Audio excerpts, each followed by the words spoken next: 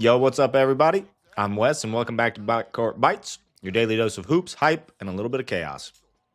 Tonight, we got 5 massive stories: the Thunder turning the league into their personal My League save, a rookie stealing the spotlight from Kevin Durant, the latest chapter of Lakers Celtics without the stars playing, and Bucks full-on spiraling while Giannis rumors heat up, and surprisingly, an emotional LeBron moment that has Raptors fans in their feelings. Smash that like button, subscribe if you're new, and let's get right into it. Stop me if you've heard this one before. The Thunder steamroll the Mavs for the 14th straight win. You know it's getting scary when blowouts start feeling normal. The defending champs, OKC, just beat the Mavs 132-111, and somehow the craziest part is SGA only played 3 quarters and dropped 33 points. Like, the man clocked out early and still gave them a full night's work. For the casual fans, the Thunder are now 22-1, a 14-game win streak. That's not just good start territory. Are we watching the all-time best regular season team territory? They're not grinding out wins, they're just breaking teams. Shea is playing with this calm, surgical pace. It's almost boring if it wasn't so disrespectful. He gets to his mid-range, gets to the line, he picks apart mismatches. And the best part, he doesn't even look rushed. It's like the game is in 0.75 speed for him while everyone else is on 1.5. Around him, it's everything you want from a modern contender. Multiple guys who can dribble, pass, and shoot. Switchable defenders everywhere. And an offense that turns every defensive stop into a track meet. This game against Dallas was the perfect example. The Mavs want to slow it down, play in the half court, pick their spots. OKC looked at it and said, nah, we're running. You blink for 45 seconds and suddenly a 6-point game is an 18-point game. Here's the hot take. If the season ended today, Shea is the MVP, and it's particularly not even close. The numbers, the wins, the eye test, he checks every box. And that's my question for you guys. Is there anyone in the league you would take over Shea right now to lead a team this season? Drop your answer in the comments. Shea, Luka, Jokic, whoever, and just tell me why. I'm reading these, and I know Thunder fans are going to be loud. But speaking of the future of the league, while OKC is steamrolling everybody, a rookie just had the game of his life against KD, and somehow KD still made history on the same night. So the Rockets beat the Suns 117-98, and I swear this game was like an NBA narrative generator. On one side, you got KD dropping 28 points, officially passing the 31,000 career point mark, which is ridiculous. We're talking about one of the purest scorers that's ever touched the basketball, quietly climbing into the stratosphere almost nobody reaches. And then you've also got Amen Thompson, a young guard with springs in his shoes, going off for 31 points and absolutely stealing the show. For casuals, Amen Thompson is part of this new wave Rockets core, a team that used to be a meme for chaos and bad habits, but now they low-key look like a problem. He wasn't just getting garbage time buckets, he was attacking off the dribble, finishing through contact, running in transition, and looking completely fearless in a game where he shared the floor with Kevin Durant. And that's the thing. KD hits 31K and Twitter's like, yeah, that's cool, but did you guys see Amen Thompson? This is the passing of the torch energy the NBA lives on. We're not saying Amen is the next KD. Those comparisons are always lazy, but this is how it starts. You ball out in a game featuring an all-time great. You do it on national radar, and suddenly your name is in conversations it wasn't in yesterday. From the Suns side, the concerns are piling up. The defense looks terrible. The depth behind their stars feels shaky. And relying on Booker to be superhuman every night is not a sustainable plan. You can feel the pressure building. Is this really a contending core or just a fun regular season team? Here's my hot take for this one. If the Rockets stay healthy, they're making somebody very uncomfortable in the first round. Young legs, aggressive defense, zero fear, and KD. It's not a team you want to see if you're a fragile contender. Who impressed you more in this game? KD adding to his legacy, or Amen announcing himself to the league? Hit me in the comments, Team KD or Team Amen. And while we're on the topic of legacy, 2 of the biggest brands in NBA history squared off again, except the stars did not play at all. You guys ever order something online and when it shows up, you're like, technically this is what I asked for, but I still don't really like it? That was Lakers versus Celtics this time around. The Celtics win it 126-105. Jaylen Brown goes for 38-8. And on paper, it's another chapter of the greatest rivalry in basketball, but LeBron James didn't play. Jason Tatum didn't play. So we got the jerseys, we just didn't get the movie stars. For casuals, Lakers Celtics is the NBA's poster child rivalry. Magic versus Bird, Kobe versus the Big Three, banners on banners on banners. So when this matchup hits the schedule, people usually expect theater. This time it was more like a really well produced scrimmage. Credit to Jalen Brown, though. He did look like the number one option out there.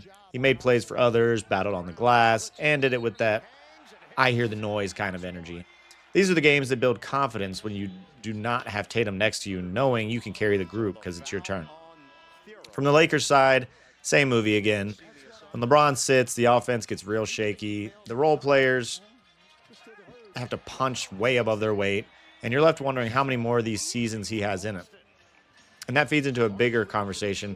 Are we okay with marquee matchups turning into starless exhibitions? Fans pay big money. Networks push the rivalry narrative, and then no headline names. We all get the health and long-term view, but it's a real tension the league hasn't been able to solve. Here's a spicy take. Within the next few years, the NBA is going to have to rethink how it structures these rivalry games and national TV slots, whether that's flex scheduling, minimum games for awards, something, because nights like this feel like a missed opportunity. So let me know in the comments, would you rather see your favorite star push through an injury for a national TV game, or are you more rest now, win later? Now, if the Celtics and Lakers are dealing with star absences, the Bucks are dealing with something way uglier. Full-on identity crisis, and Giannis's name is floating around in trade talk. All right, this one is bad. Like, start side-eyeing the future of the franchise bad. 76ers go into Milwaukee and win 116-101. No Joel, no Giannis, and you'd think, okay, even without Giannis, the Bucks should be fine at home against a team without Embiid, right? But instead, it's Philly's role players and bench guys cooking them. You've got Quentin Grimes dropping 22, Paul George adding 20, Jabari Walker giving you 18. It's like every non-headline name decided this was their showcase. The Bucks, on the other hand, look flat, no edge, no identity. You can feel the weight of expectations on every possession, and it's not about losing a random regular season game, it's the pattern. The defense looks mid, the chemistry doesn't pop, everything feels fragile. Now, add this on top. Giannis trade talk is starting to bubble. You're seeing his name mentioned in the same breath as other stars. What if he ever asked out? What would a Giannis trade even look like? Could teams XYZ make a move? Is it irresponsible? Maybe. Is it inevitable? Absolutely. Because this is how it starts. The team underperforms, supporting cast looks shaky, coaching gets questioned, and people start asking, what if? Here's my take, and Bucks fans, I need you in the comments on this. If Milwaukee doesn't make a real aggressive move to upgrade this roster, those trade machine fantasies are going to turn into real conversations. We're not saying Giannis is done, but the league does not wait. Stars look around, they see situations like Denver and now OKC, surrounding their guys with depth and flexibility, and they start comparing. Question for you, if you're the Bucks front office, what's the move here? Double down and trade even more for help? Or quietly explore the nuclear option and see what Giannis could get you in return? Let me know what side you're on, all in around Giannis, or start planning the reset.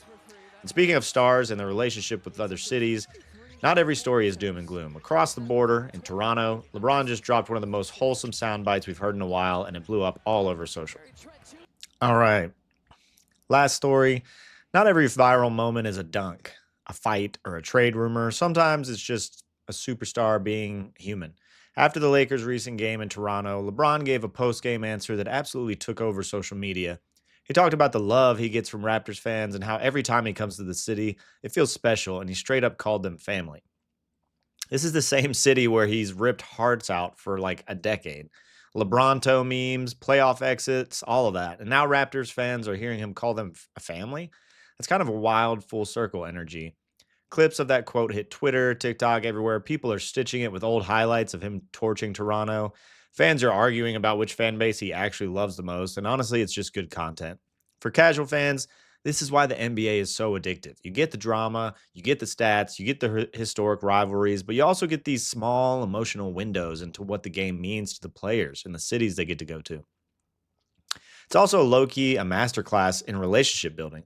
LeBron knows exactly what he's doing, building goodwill, keeping those legacy conversations warm, feeding nostalgia. This is how you stay in the center of the basketball universe in year 21 or 22, whatever it is now.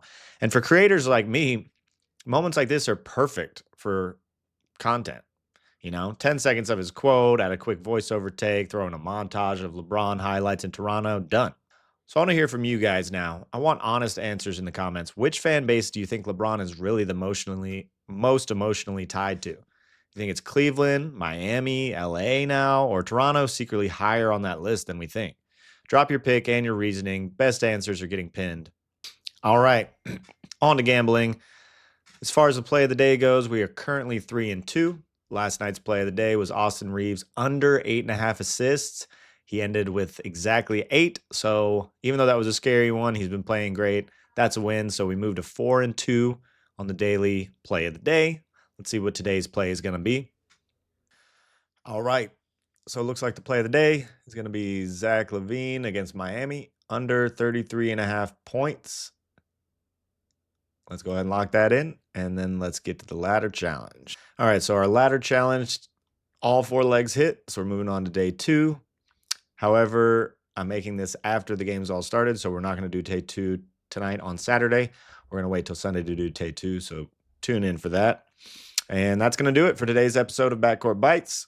If you enjoyed this breakdown, make sure you hit like, subscribe, turn on notifications. It really helps me out, and that way you don't miss tomorrow's rundown of all the chaos the NBA has. And if there's a story you think that I slept on today, drop it in the comments in front so I can see it and maybe feature it in the next video. I'm out of here. Stay hydrated, enjoy the games, and I'll see you in the next one. Peace.